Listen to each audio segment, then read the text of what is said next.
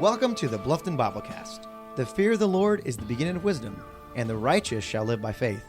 But what does the life of faith look like? Join us as we meditate on the wisdom literature of ancient Israel and the teachings of the apostles of Jesus Christ. This week, we continue to explore the major themes of Ecclesiastes.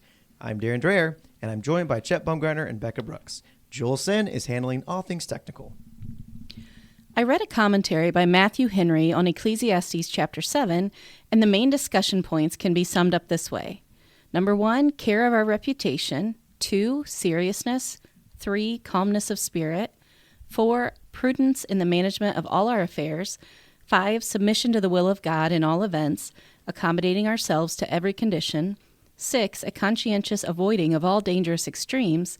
7, mildness and tenderness towards those that have been injurious to us. So basically principles for good living. Yeah, the commentary stated that, in short, the best way to save ourselves from the vexation which the vanity of the world creates is to keep our temper and to maintain a strict government of our passions. Valid points. In verse 1, it talks about the day of death being better than the day of birth. So birthdays are bad? I mean, can you explain that? Because I really like chocolate cake.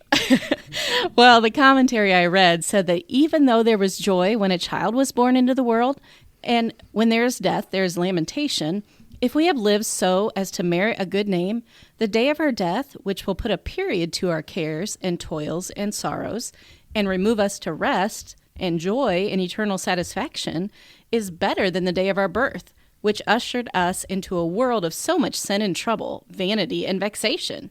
Okay, fair enough. He does make a good point. In verse 14 it says, "In the day of prosperity be joyful, but in the day of adversity consider."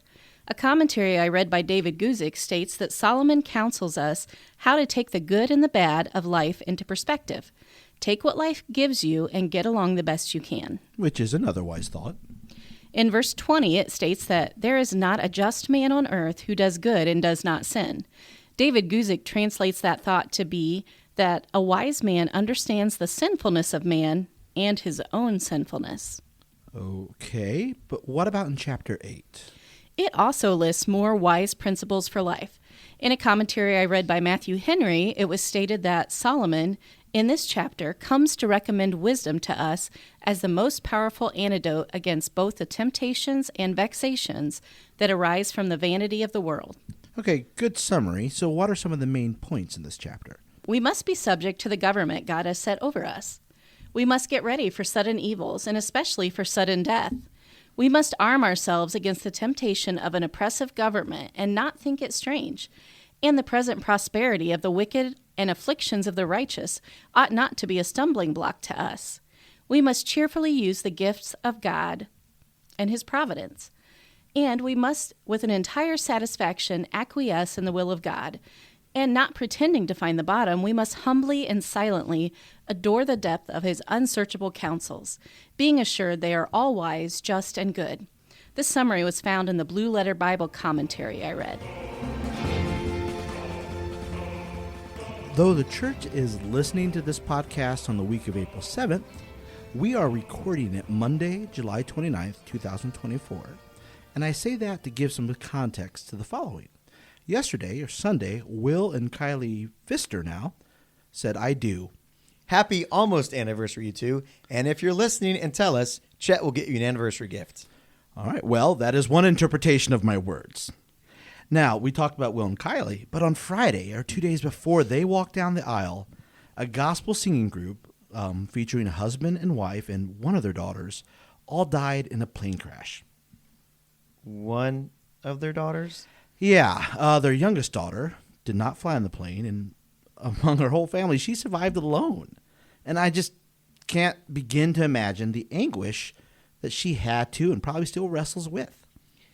So she could no doubt better understand Solomon's struggles in Ecclesiastes. Yeah, and I just can't help but contrast the two events. We had the beautiful beginning of a family and the brutal end of a family, and just consider how they actually kind of parallel Solomon's wisdom. How so?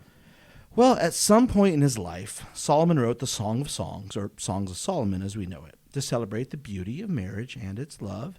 And yes, we all know that Solomon describes aspects of that love in particularly articulate ways. But ultimately, the book encourages people to rejoice with those who rejoice. And if any book besides Revelation could end with the phrase, and they all lived happily ever after, Song of Solomon's good. Yeah, and generally we want to read those kind of stories. But then those stories, I don't know if they're going to just comfort that daughter whose entire family died in a plane crash. And because of that, I can better understand the beauty, not so much understand it logically, but understand the beauty of Ecclesiastes.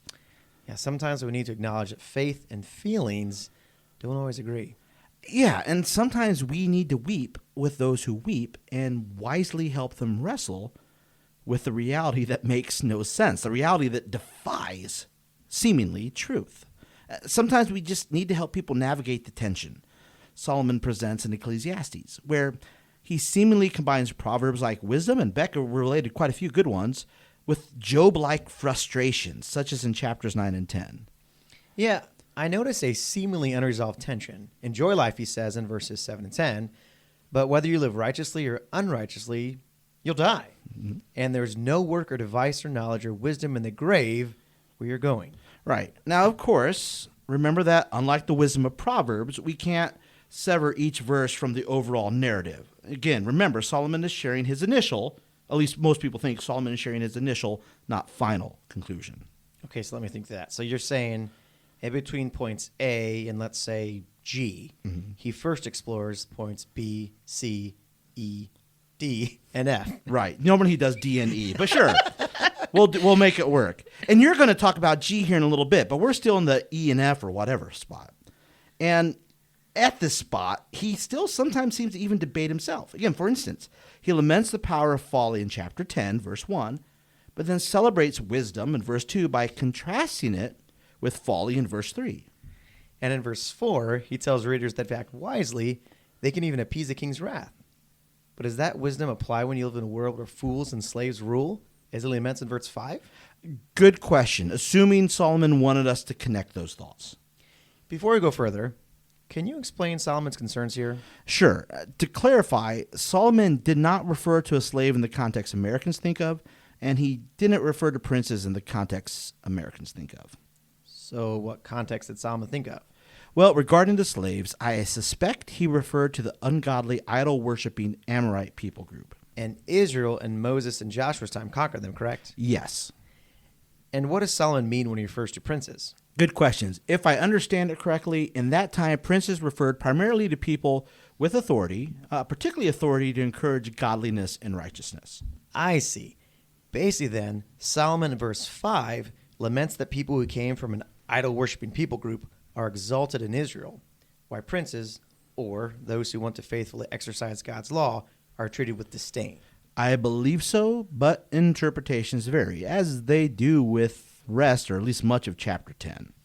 I'd be curious to hear what our listeners think about this and how they understand the chapter, and ultimately all of Ecclesiastes. Agreed, and I'd encourage them to remember the beauty of wisdom. In fact, the rest of Ecclesiastes 10 seems to fit into the Proverbs format.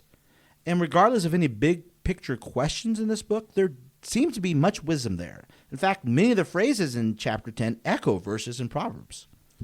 And yet remember that we live in a world where wisdom doesn't always seem, emphasis on seem, to work. Before we reach the conclusion of the whole matter, let's do a little review.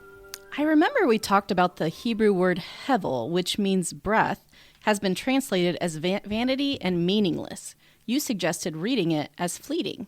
I'm flattered you remembered, Becca. So, and Chet talked about how Solomon was working through a thought that we should be careful about keeping verses in context. We need to keep in mind that this is a discourse of a man trying to make sense of a seemingly senseless world. Why bring this up? Because verse 1 of chapter 11. Want to read it? Cast your bread upon the waters, for you will find it after many days. Okay, I see. This is not a literal command. We are not required to throw our bread on the water. So what does it mean? Well, commentaries abound on this verse. Some say it's advice on how to reap a profit. That doesn't quite fit the context on the fleeting nature of riches. Why would Solomon teach us how to make a profit? Agreed. That's why others suggest it's a creative way to show that we should be generous with what we have. Okay, that fits. We should be generous because riches are fleeting. Amen, sister. And Solomon adds that some people observe the wind and do not sow their grain, and some who check the clouds do not reap. Sounds like they are waiting for the perfect opportunity to act. Exactly. And while I wouldn't recommend planting corn during a tornado, Solomon reminds us that life is fleeting and unpredictable. Nothing is perfect. Work now. Do good now because Life is fleeting. yes. But rather than despair in that truth, Solomon tells his readers to rejoice in their youth before it's gone. And avoid frittering away your youthful strength and vitality waiting for the perfect situation before acting. And the best way to implement this advice is given at the start of chapter 12. He tells us to remember our Creator in the days of our youth. Okay, I get it. The two ways that people waste their youth is by inaction and serving self instead of God. Which leads to the famous description of old age. Okay, are we going to read it? Let's hit the highlights. I'll read the description and you say what it sounds like. Okay, got it. Okay. Grinders cease because they are few. Goodbye teeth, hello dentures. Those that look through windows grow dim. Sight is failing. Where are my glasses? The sound of the grinding is low. What did you say? I didn't hear you. The almond tree blossoms. Okay, white hair. Of course, some people's almond tree doesn't even have leaves. Well done. Okay, let's land this ship. Life, riches, youth, fame, beauty. It's all fleeting and unpredictable. Yet, this shouldn't paralyze us, nor petrify us. Rather, it should help us look to God, the unchanging one, for purpose and meaning. That's nice, but I like how Solomon put it. Fear God and keep his commandments, for this is the whole duty of man. Thank you for following along with us as we plunge deeper into the book of Ecclesiastes, and we hope you'll join us as we start exploring the wisdom of the New Testament. We know that in Jesus is hidden all the treasures of wisdom, and I can't wait to see how the New Testament writers bring a fulfilled perspective through the wisdom of our King, his kingdom, and his covenant.